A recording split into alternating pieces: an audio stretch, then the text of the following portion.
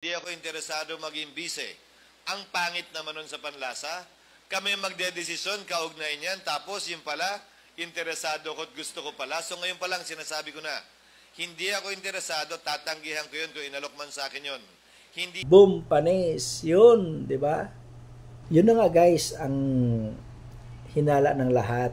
Di ba? Kaya nyo ginawa ang ganyan kasi may mga agenda kayo. May gusto kayong abutin na hindi nyo kayang maabot. Pero, since na maaga pa nga, di ba? Maaga pa. Oh.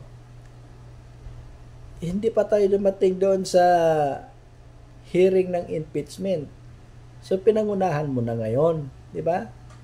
Pinangunahan mo na, kunwari, ayaw mo. Ganun yan eh. Pakipot ba? Totoo yung kanta eh. Tulak ng bibig, kabig ng dibdib. Ganun yan guys. Alam mo Chis, ganito yan. Kung gusto mong umangat, kung gusto mong umupo sa silya ng pagka-vice presidente, lumaban kayo ng parihas. Di ba? Pinagsikapan yan. Hindi yan siya binibigay. Hindi yan inaabot. No? Pinagsikapan yan. You should earn it. No? Pinagsikapan yan. Ganun yan. Huwag mong kung sa Bisaya, payog dawat og limpyo bay. Ganun ba? Dawat lang kag limpyo. Di ka magtrabaho. Trabahoin mo yan. No? Pagsikapan nyo. Di ba? Kayo dyan sa Senado, sa Kongreso, may mga utak ninyo, mga utak talunan, no? Ayaw nyong lumaban ng patas. Gusto nyo nang gawin nyo ang lahat ng kaya nyong gawin,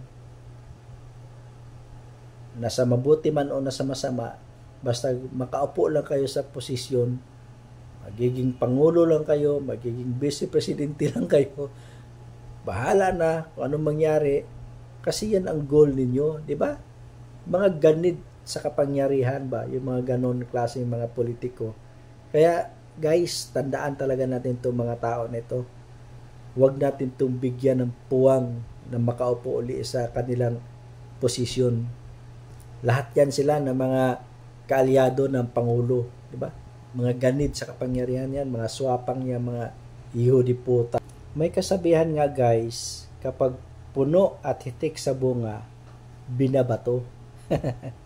Ganun ang ginagawa nila kay Vice Presidente ngayon, kay Sara Duterte.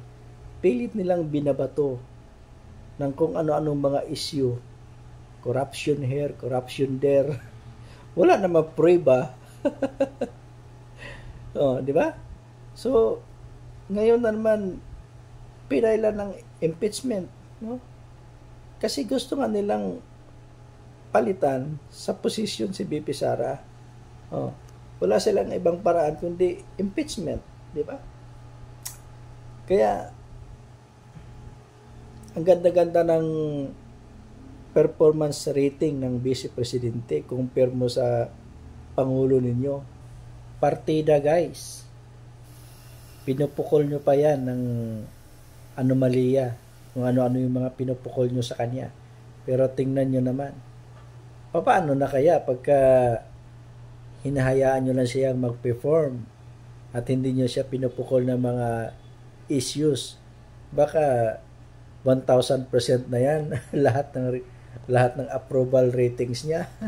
Tingnan nyo guys ang performance ni BP Sara. Ipakita ko sa inyo. Habang nananatiling mataas ang approval at trust rating ni Vice President Sara Duterte, kabaliktaran naman ang kay Pangulong Ferdinand Marcos Jr. Batay kasi sa pinakahuling pahayag survey ng Publicus Asia, mas lalo pa ngang sumadsad ang ratings ni Marcos Jr. Sabi naman ng kaalyado ng mga Duterte, ang kulelat na grado ng Pangulo ay hindi na raw katakataka pa. Si Jason Rubrico magpapalita. Dahil sa sunod-sunod at walang katapusang issue ng korupsyon at paglobo ng presyo ng mga bilihin na pinatindi pa ng kontrobersyal at iligal na pag-aresto kay dating Pangulong Rodrigo Duterte, tuluyan na ngang ibinagsak ng mga Pilipino ang performance rating ni Pangulong Ferdinand Marcos Jr.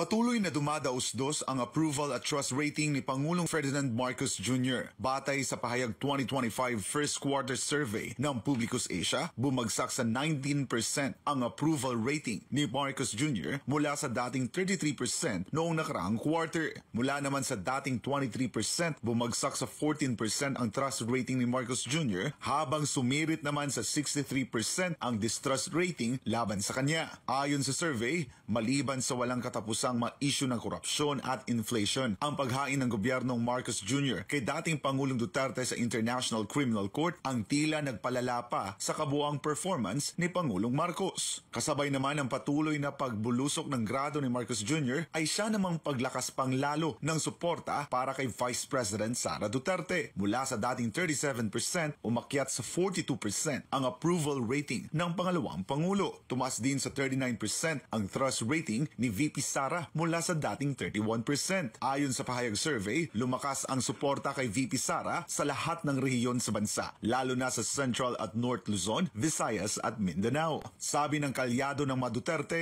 hindi na raw katakataka ang nasabing survey results.